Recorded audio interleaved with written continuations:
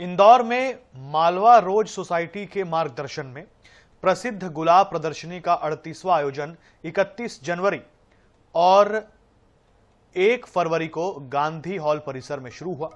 इस बार प्रदर्शनी गुलाब प्रेमियों के लिए खास आकर्षण बनी हुई है। शहर ही नहीं, देश भर से गुलाब की लगभग 3000 से अधिक किस्में प्रदर्शित की गई हैं। हाइब्रिड टी, फ्लोरीबंडा, ग्रैंडीफ्लोरा और बोंजाई गुलाब की दुर्लभ प्रजातियां विशेष रूप से लोगों का ध्यान खींच रही हैं। मल्टी कलर गुलाबों की सुगंध ने पूरे परिसर को महका दिया है। प्रदर्शनी में फूलों का आनंद ही नहीं बल्कि लोगों को गुलाब की खेती, उनके रखरखाव और आधुनिक तकनीकों की जानकारी उपलब्ध कराई जा रही है। प्रदर्शनी में अच्छी भीड़ देखी जा रही है। मालवा रोज सोसाइटी पिछले 38 साल से शहर में बागवानी और फूलों के प्रति लोगों की रुचि बढ़ाने का काम कर रही है।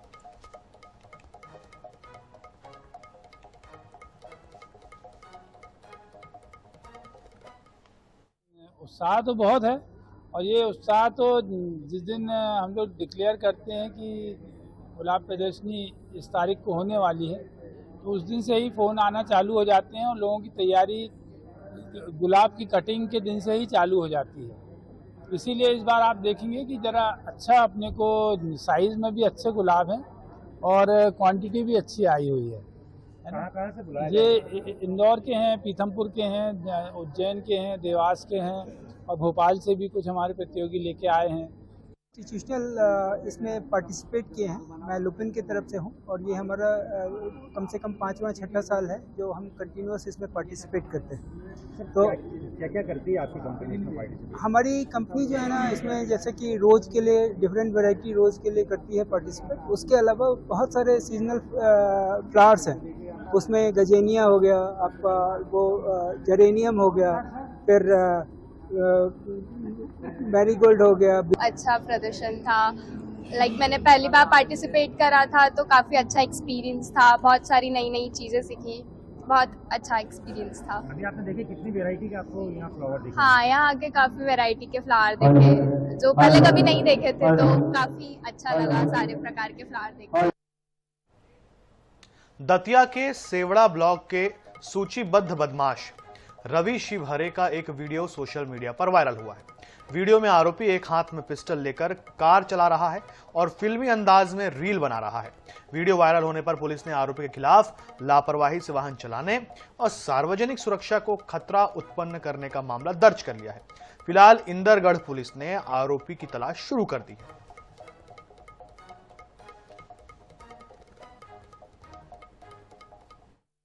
हुआ था जिसमें एक व्यक्ति अपने हाथ में पिस्टल लेके गाड़ी चला रहा था, तो उसके आधार पर थाना इंदरगढ़ में मामला कायम किया गया है और युवक से पूछताछ करने पता चला वो पिस्टल लाइसेंस थी जो उसके किसी दोस्त की थी। इस तो प्रकरण में उसका जो दोस्त है उनका भी इसमें धारा 30 एक्ट की कार्रवाई की जाएगी तथा उनके लाइसेंस निरस्तीकरण हेतु भेजा जाएगा।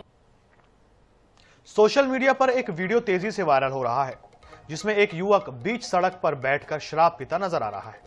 युवक की इस हरकत के कारण सड़क पर लंबा जाम लग गया और राहगीरों व वाहन चालकों को भारी परेशानी का सामना करना पड़ा। यह वीडियो बलौदा बाजार का गार्डन चौक का है। किसी शख्स ने वीडियो बनाकर वायरल कर दिया। इसमें देखा जा सकता है कि युवक बेखौफ होकर बीच सड़क पर बैठा हुआ है। वीडियो सामने आने के बाद नागरिकों में नाराजगी देखी जा रही है और लोग कानून व्यवस्था को लेकर सवाल उठा रहे हैं।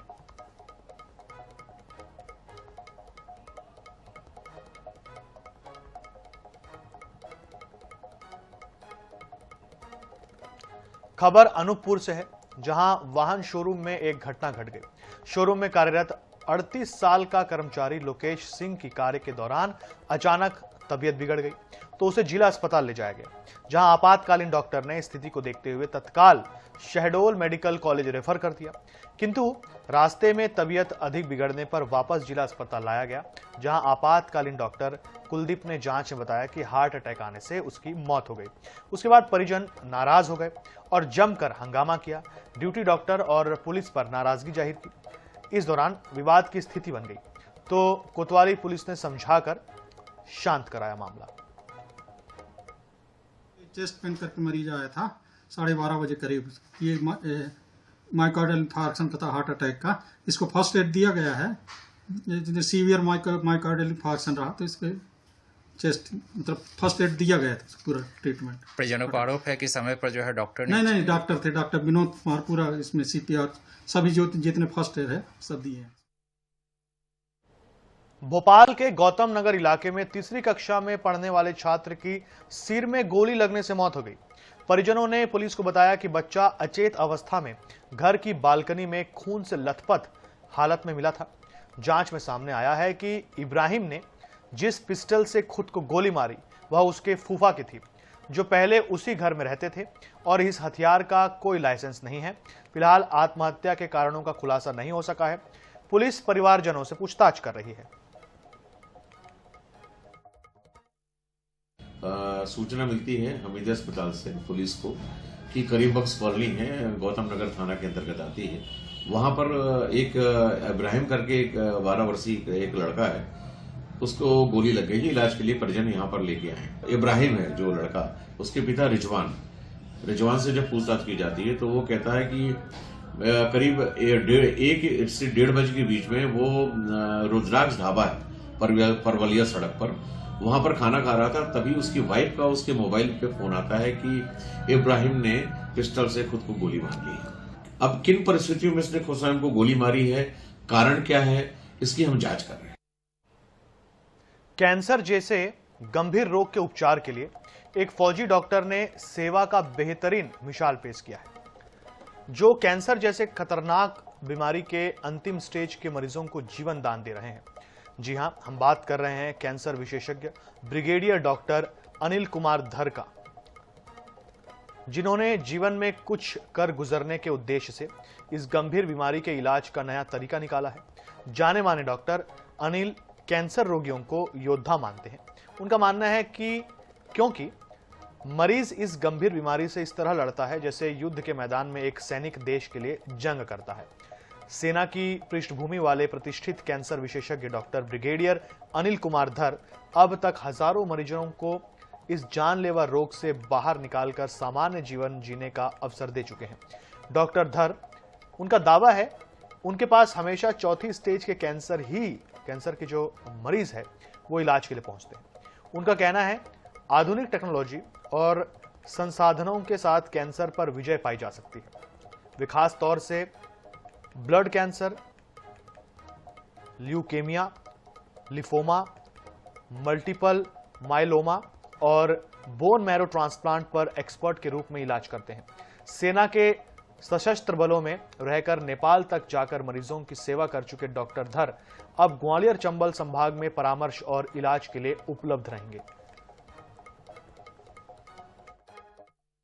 मेल में ब्रेस्ट कैंसर देखिए 5% तो मेल में होता ही है। अगर 95% फीमेल में होता है तो 5% मेल में होता ही है। और मेल का जो ब्रेस्ट कैंसर होता है वो सेम सिद्धांतों से ठीक किया जाता है जैसा कि फीमेल का किया जाता है, उसमें कोई फर्क नहीं है। पर ये कोई अतिशयोक्ति नहीं है कि मेल में ब्रेस्ट कैंसर नहीं हो सकता है।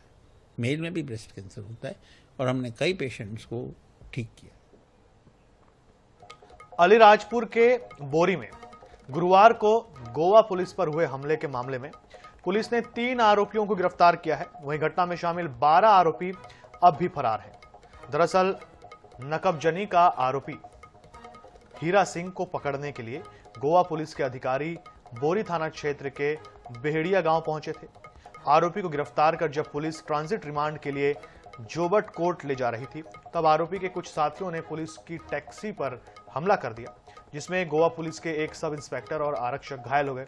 सूचना पर एसपी सहित पुलिस के तमाम अधिकारी मौके पर पहुंचे और रात में ही 3 टीमें फरार आरोपियों की तलाश में जुट गई। शुक्रवार को मोर्चा संभालते हुए एसपी ने भारी पुलिस बल के साथ आरोपियों के गांव की पैदल सर्चिंग की और 3 आरोपी गोवा नकबजनी के हीरा सिंह और उसके अन्य साथियों को पकड़े। आरोपियों पर चोरी, लूट और गुजरात में प्रॉपर्टी संबंधी अपराध पहले से दर्ज हैं। बता दें कि ये आरोपी 500 से 600 किलोमीटर दूर जाकर अपराध को अंजाम देते और गांव लौट जाते थे। उसमें 2 बाइक्स जो इनके यूज हुआ था घटना में वो उनके घरों पे मिला और 3 आरोपी जो है पकड़े गए हैं। मध्य प्रदेश में एक्चुअली जो टांडा के आसपास, जो बोरी टांडा के आसपास जो अपराधी हैं, ये अधिकतर प्रदेश के अन्य जगह पे चले जाते हैं, कभी कभार यहाँ पे लौट के आते हैं। अभी उसकी जांच चल रही है, अभी तो ऐसी कोई बात नहीं है। शराब उसके भाई को, कल उसका भाई भी उसमें था, वो भी पकड़ा गया है और जो उसका एक का जो है सोनवा थाने में केस है, उसको भी पकड़ा गया है। आगर मालवा जिले के नलखेड़ा आमला मार्ग पर दर्दनाक सड़क हादसा हो गया। कार और बाइक की टक्कर में बाइक सवार एक की मौत हो गई, वहीं दूसरा गंभीर रूप से घायल हो गया, जिसे नलखेड़ा अस्पताल में प्राथमिक उपचार के बाद गंभीर हालत में उज्जैन रेफर किया गया। इधर दुर्घटना से नाराज परिजनों ने नलखेड़ा अस्पताल के बाहर जाम लगा दिया। इस दौरान सड़क के दोनों ओर वाहनों की लंबी कतार लग गई। जानकारी के अनुसार नलखेड़ा आमला मार्ग पर तेज रफ्तार कार और बाइक की आमने सामने भिड़ंत हो गई। टक्कर इतनी भीषण थी कि बाइक सवार सड़क पर गिर पड़े और मौके पर ही एक की मौत हो गई। महाकाल की नगरी उज्जैन सिंहस्थ की तैयारी चल रही है। इसके मद्देनजर अखिल भारतीय सनातन परिषद में नियुक्ति की गई है। महावीर नाथ को संभागीय जिम्मेदारी सौंपी गई है। ऋण मुक्तेश्वर मंदिर के गादीपति महावीर नाथ महाराज को अखाड़ा परिषद के अध्यक्ष रविंद्र पुरी महाराज ने सनातन परिषद का अध्यक्ष नियुक्त किया है। सनातन धर्म के प्रचार प्रसार में लगे महावीर नाथ महाराज की नियुक्ति से अनुयायियों में खुशी है। बड़ी संख्या में मंदिर पहुंचे अनुयायी महावीर नाथ का अभिनंदन उन्होंने किया। इस दौरान मीडिया से चर्चा में महाराज ने कहा, सनातन धर्म के प्रचार प्रसार के लिए सबको साथ लेकर काम किया जाएगा। प्रशासन से मिलने वाली हर सुविधा सभी संतों को दिलवाई जाएगी। सिंहस्थ कैसे सफल हो, उस पर कार्य किया जाएगा। अखिल भारतीय सनातन परिषद का अध्यक्ष मुझे संभाग से, पूरे उज्जैन संभाग से बनाया गया है और गुरु महाराज की बड़ी दया रही है, रविंद्रपुरी जी महाराज की। और मैं कहता हूँ कि जिस प्रकार से एक साधु संत में, एक युवा में जिस प्रकार से जोश भरने का हम कार्य करेंगे, हिंदू धर्म के कार्य करेंगे, वो हम लोग मिलके सारे साधु संत, युवा पीढ़ी आने वाली, वो पूरे भारतवर्ष के जितने बच्चे हैं, जितने लोग हैं हमारे भगत जगत सेवक, पूरे साधु संत, उनको सभी को हम साथ में लेके चलेंगे। ग्वालियर से स्कूली बच्चों की सुरक्षा को लेकर एक खबर सामने आई है। स्कूल वाहनों में सुरक्षा के लिहाज से सुप्रीम कोर्ट से जारी गाइडलाइन के पालन में जिम्मेदार अनदेखी कर रहे हैं, जिससे बच्चों की सुरक्षा सुनिश्चित नहीं हो पा रही है। नियमित जांच अभियान नहीं चलाए जाने से इसका फायदा स्कूल संचालक और बस ऑपरेटर उठा रहे हैं। हालांकि परिवहन विभाग का दावा है कि अब सभी स्कूल बसों में जीपीएस के साथ VITD यानी कि व्हीकल लोकेशन ट्रैकिंग डिवाइस लगाई जा रही है, जिससे स्कूल बसों को आधुनिक करने के साथ उसकी निगरानी और बच्चों की सुरक्षा सुनिश्चित हो। इसके लगातार प्रयास किए जा रहे हैं, जबकि इसकी कार्य प्रणाली पर सवाल भी उठ रहे हैं। मामले में परिवहन विभाग का कहना है कि अब स्कूल बसों में सुरक्षा के सभी इंतजाम किए जा रहे हैं। CCTV भी अनिवार्य की गई है। जिले के 500 स्कूली बसों की जांच कर 200 बसों पर जुर्माना लगाया गया है। परिवहन विभाग और RTO के दावे के अनुसार 15 साल पुराने वाहनों को बाहर किया जा रहा है।